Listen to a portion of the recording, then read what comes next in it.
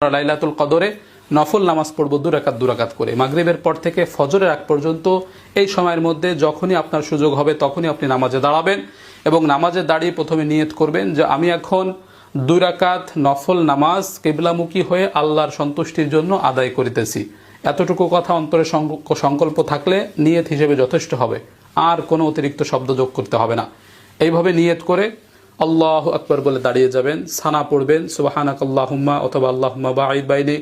সানা পড়ার পরে আউযু বিল্লাহ বিসমিল্লাহ পড়ে আলহামদুলিল্লাহি রাব্বিল আলামিন সূরা ফাতিহা শেষ করার পরে বিসমিল্লাহ পড়বেন। বিসমিল্লাহ পড়ে যে কোনো একটা সূরা পড়বেন।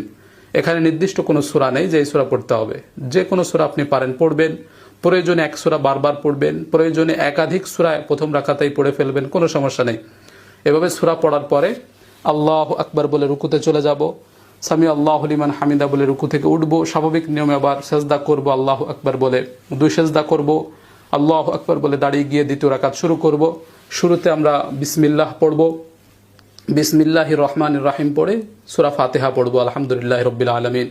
সূরা ফাতিহা শেষ করার পরে আবার বিসমিল্লাহ পড়ে যে কোনো একটা সূরা পড়ব, একাধিক সূরাও পড়তে পারি বা এক সূরা বারবারও পড়তে পারি। এভাবে সূরা পড়ে আবার আমরা আল্লাহু আকবার বলে রুকুতে চলে যাব, এরপরে সেজদা করব, 2 সেজদা করে বৈঠকে বসে যাব, তাশাহুদ পড়ব আত্তাহিয়াতু লিল্লাহি, এরপরে দুরূদ শরীফ পড়ব, এরপরে দোয়া মাসুরা পড়ব, এরপরে সালাম ফিরাবো, আসসালামু আলাইকুম রাহমাতুল্লাহ, আসসালামু আলাইকুম রাহমাতুল্লাহ। এই যে হয়ে গেল লাইলাতুল কদরের নফল নামাজ।